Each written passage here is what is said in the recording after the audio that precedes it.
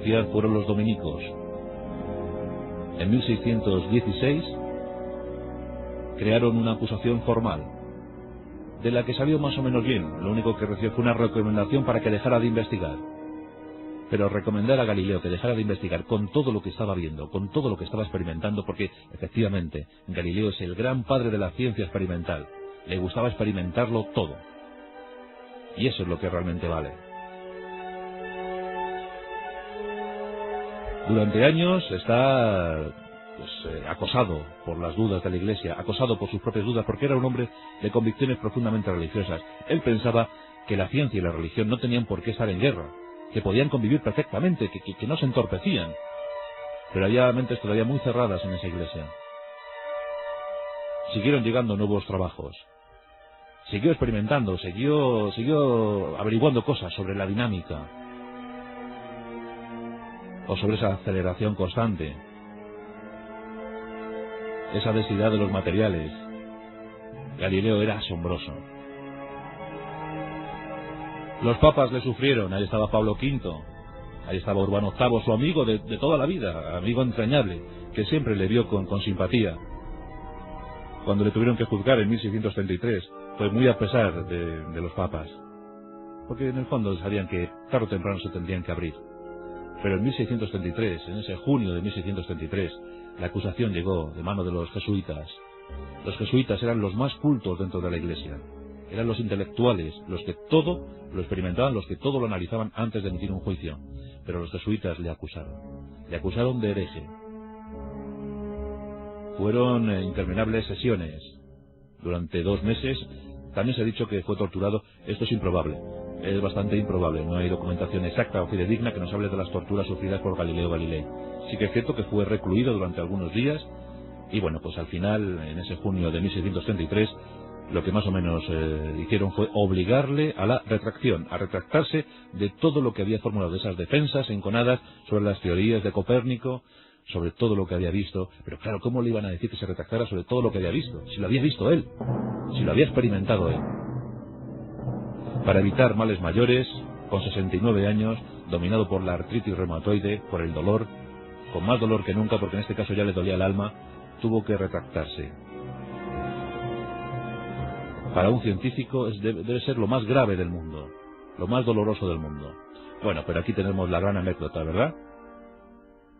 Cuando se retracta, cuando consigue ya que le perdonen, aunque eso sí, le van a someter a reclusión, pero después de haberse retractado, nunca se sabrá si en el mismo lugar del juicio o más tarde, en algunos ámbitos intelectuales, Galileo Galilei va y dice: "E per si mueve", y sin embargo se mueve.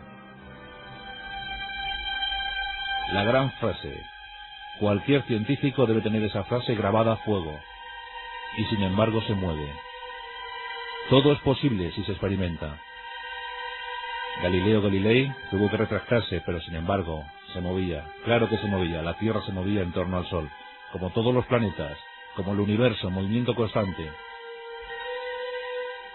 Es recluido en algunas posesiones, va de un sitio a otro, pero ya errático, meditabundo. Sigue todavía rodeado por sus discípulos, como es el caso de Torricelli, que siempre estuvo con él, siempre le ayudó a escribir. Se quedó ciego en el final de sus días, en el final de sus años. El 8 de enero de 1642 moría Galileo Galilei, reprobado por la clase religiosa, adorado por los estimulantes jóvenes. Galileo Galilei. Ahora, el destino es muy caprichoso, el destino es insondable. Ese mismo año de 1642, de forma precipitada porque fue prematuro, nacía Isaac Newton. Newton, el artífice de las leyes de la gravedad, la ley de la gravedad. Años más tarde, Isaac Newton dijo: todo lo que sé, todo lo que he averiguado, todo lo que he investigado, todo lo que he conseguido demostrar, se lo debo a grandes hombres, y yo, lo único que tuve que hacer fue subirme a los hombros de esos grandes hombres. Uno de esos grandes hombres fue Galileo Galilei.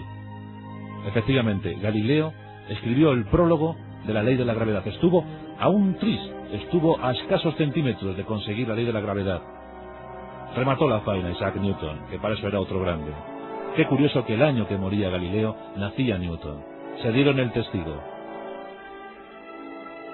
Y es que la ciencia, cuando se lo propone... Un tal Albert Einstein dijo en el siglo XX: sin duda alguna, el padre de la física moderna es Galileo Galilei, y a él se lo debemos todo. Padre de la física moderna, padre de la astronomía moderna, diseñador de nuevas disciplinas científicas, inventor de todo, la intuición al poder, la experimentación al poder, la ciencia experimental, Galileo Galilei.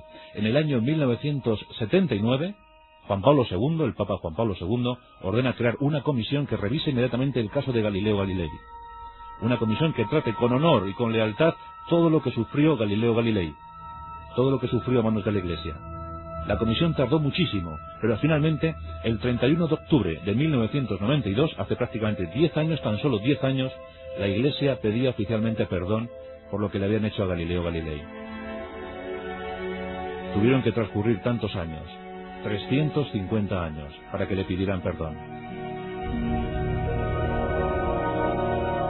Hoy en día cualquier jovencito que estudia física, cualquier jovencito que estudia astronomía sabe perfectamente que Galileo Galilei es su gran icono, su gran emblema, aquel al que hay que rendir siempre, siempre, siempre homenaje, porque para eso es el tiempo, o fue el tiempo de los pioneros, los que abrieron camino para que hoy sepamos todo lo que sabemos. Así que cuando miremos próximamente al firmamento, sabemos que no se va a quedar inmóvil, que no se va a quedar estático, que lo de Ptolomeo no era verdad.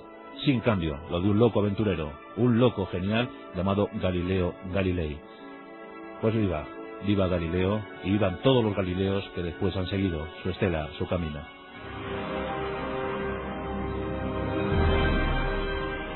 La Rosa de los Vientos, con Juan Antonio Cebrián, en Onda Cero.